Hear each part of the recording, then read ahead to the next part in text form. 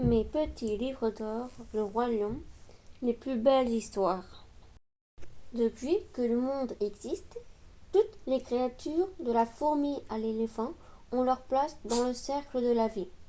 Dans la savane, le roi des lions était le sage Mufasa et la reine, la douce lionne Sarabi.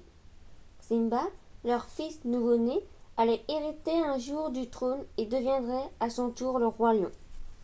Mais ce jour était encore bien loin.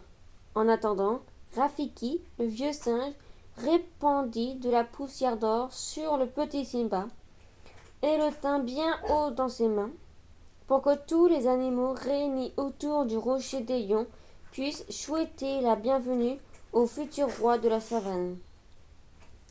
Seul Scar, le frère cadet de Mufasa, ne participait pas à la fête et à l'allégresse générale. Scar avait espéré devenir un jour le roi, mais la naissance de Simba anéantissait tous ses projets. Un matin, Mufasa entraîna Simba au sommet du rocher des lions. Quand je régnerai plus, tout cela sera à toi. Cette terre baignée de soleil sera ton royaume. Que c'est grand! Et les endroits qui se cachent dans l'ombre, ils seront aussi à moi? Ce sont les terres obscures. Notre pouvoir ne s'étend pas jusqu'à ces domaines. N'oublie pas ceci. Ne t'aventure jamais sur ce territoire. Je croyais qu'un roi pouvait faire tout ce qu'il voulait, dit Simba surpris. Être roi ne signifie pas seulement faire tout ce que l'on veut, lui répondit avec un grand sérieux Mufasa. Être roi, c'est une grande responsabilité. Simba alla voir Scar et lui raconta avec fierté. Tu sais, oncle Scar, mon papa m'a dit qu'un jour je gouvernerais tout notre royaume. Ah, vraiment, dit Scar entre ses dents. Papa m'a parlé aussi des terres obscures, mais il m'a interdit d'y aller, ajouta tristement Simba. Bien sûr, ton papa a tout à fait raison, répondit Scar, qui retrouva soudain tout son entrain, tandis qu'il imaginait un plan secret. Le cimetière des éléphants n'était pas l'endroit pour un lionceau. Pour s'y rendre, il faut être un lion courageux. Simba, Scar savait que Simba voudrait montrer son courage et que, même si son père le lui interdisait, il finirait par aller dans ces terres obscures pleines de dangers. Scar ne se trompait pas. Ses paroles avaient suscité la curiosité de Simba, qui décida de se rendre sur ce territoire mystérieux, réputé si dangereux. Il convainquit son ami Nala de l'accompagner. Nos jeunes intrépides ne tardèrent pas à s'élancer en direction des terres obscures. Ça fait peur, murmura Nala. C'est au cimetière des éléphants dont mon oncle m'a parlé. Viens, on va voir de plus près. Avec moi, tu n'as rien à craindre. Ah, ouf! Nous voilà enfin! S'exclama avec soulagement Zazu, le toucan à bec rouge, qui était parti à la recherche de lionceaux. Allons, c'est l'heure de rentrer à la maison. Aïe aïe aïe, cet endroit a l'air dangereux. Dangereux? Mais non, il est fantastique, répondit Simba, débordant de joie. J'aime le danger, je n'ai peur de rien. Entendit-on soudain. Un rire effrayant, à demi étouffé, procéda l'apparition au milieu des ossements d'éléphants, les Troyennes, Banzai, Sanzi et Aide.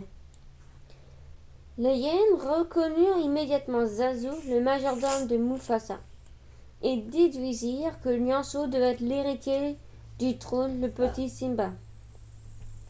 Nous sommes très heureuses que tu sois venu, car nous commencions justement à avoir faim.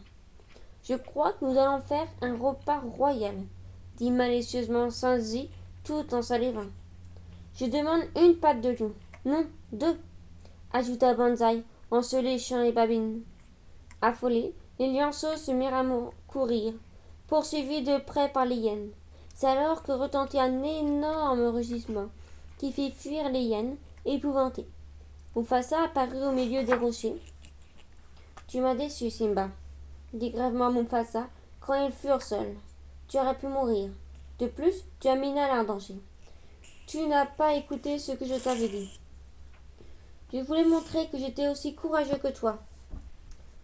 Moi, je ne mets pas en danger la vie des autres sans raison. Mais tu n'as pas peur.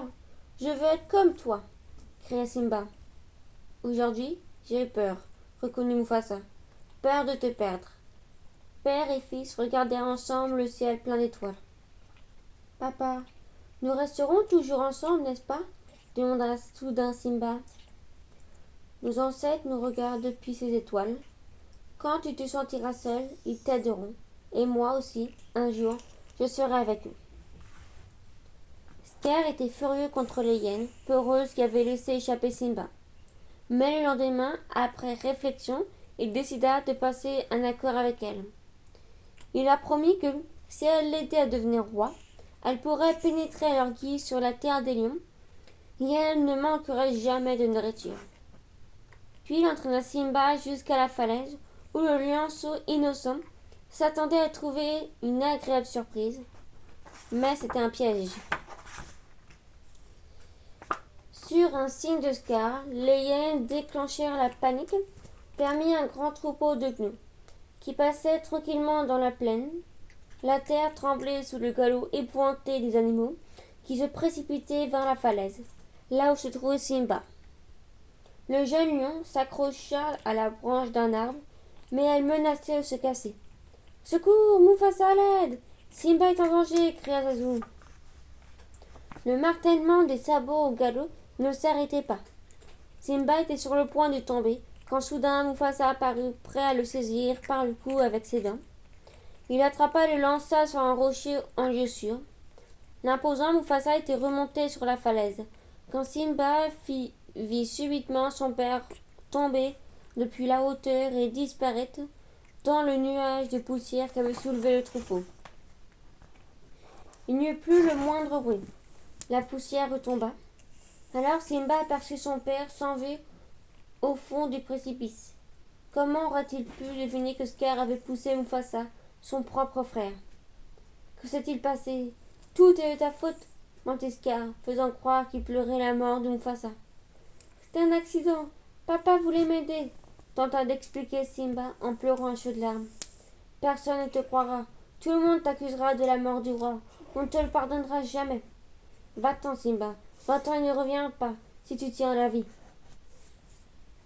Scar regarda Simba s'enfuir, puis ordonna aux charognards de faire disparaître Simba. Mais les trois hyènes désobéirent à ses ordres parce qu'elles étaient convaincues que Simba ne survivrait pas tout seul dans le désert. Nous perdons notre temps. Sur la terre des lions, nous trouverons de meilleures proies à manger, s'exclama Sandy en salivant. Oh oui, pourquoi nous fatiguer? Il faut mieux manger à notre faim tout de suite, ajouta Banzai. On se perd pour les chiens les babines. Riait Ed. Le soleil était de plomb. Une chaleur insupportable régnait, comme dans un four.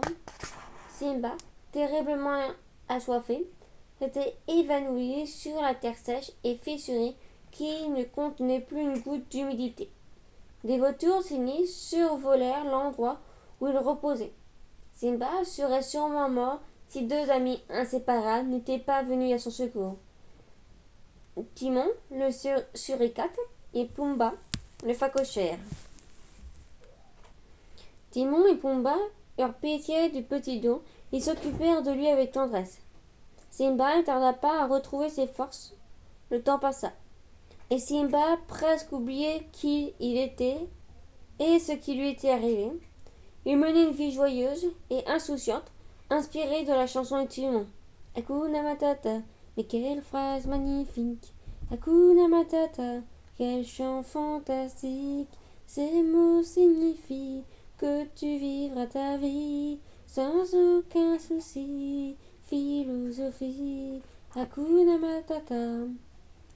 Mais quand il regardait les étoiles, ses souvenirs revenaient. Un jour, Pumba fut attaqué par une lionne. Simba se précipita à son secours et les deux lions combattirent soudain. Nala, c'est toi? S'exclama Simba surpris. Simba, tu es vivant! S'écria Nala stupéfaite. Les deux amis s'embrassèrent et les sentiments qu'ils avaient l'un pour l'autre ressurgirent. Nala raconta à Simba les tristes sorts des lions dont la terre était maintenant gouvernée par Scar. Aidés de hyènes voraces, les rivières étaient asséchées et les animaux vivaient sous la menace de la famine. Reviens, c'est toi le roi, le supplia Nala. Non, je ne suis pas le roi, affirma Simba, refusant de la suivre. N'ayant pas réussi à le convaincre, Nala partit tristement et Simba se retrouva seul. C'est alors qu'apparut Rafiki, qui s'approcha de Simba. Qui es-tu lui demanda Simba, qui ne le connaissait pas, qui ne le reconnaissait pas. Et toi, sais-tu qui tu es? Le fils de Mufasa, répondit Rafiki. Mon père est mort, rétorqua le lion, submergé par la tristesse. Tu te trompes, il est vivant, à l'intérieur de toi, assura Rafiki en menant Simba vers un ruisseau. Le lion vit le reflet de son père sur l'eau et entendit sa voix. Simba, c'est toi le vrai roi, ne l'oublie pas. Je le sais, mais j'ai trop mal. C'est trop dur d'affronter le passé, murmura Simba. C'est pour cela que j'essaie d'oublier. Le passé fait parfois mal, dit Rafiki, mais il faut l'affronter et en tirer des leçons. Tu as raison, c'est ce que je vais faire, décida Simba. Sans plus attendre, il s'élança vers la terre des lions, suivi de ses amis Rafiki, Pumba et Timon. Simba parcourut ces terres désolées, observant l'état désastreux dans lequel son oncle les laissait, et sa colère ne cessait de croître. Il arriva enfin devant le rocher des lions, où se trouvait Scar, entouré des hyènes. « Tu es vivant? Quelle surprise !» s'exclama Scar. « Je suis de retour. Je suis le fils de Mufasa, le roi légitime de cette terre, » déclara fièrement Simba. Scar émit un rugissement de colère. Ils se battirent et Scar entraîna Simba au bord de la falaise. Simba recula, tomba et resta suspendu au-dessus du précipice. « Cela me rappelle quelque chose, » murmura Scar en riant. « C'est l'heure de se révéler mon secret. Cela n'a plus d'importance maintenant, puisque tu ne pourras le partager avec personne. Ce n'est pas toi le responsable de la mort de ton père. C'est moi qui l'ai poussé du haut des rochers. » Le cœur rempli de colère, Simba sentit grandir en lui le courage de 10 lions. Il se ressaisit, s'agrippa à la roche et bondit sur Scar. Pendant ce temps, Nala se battait courageusement contre les hyènes.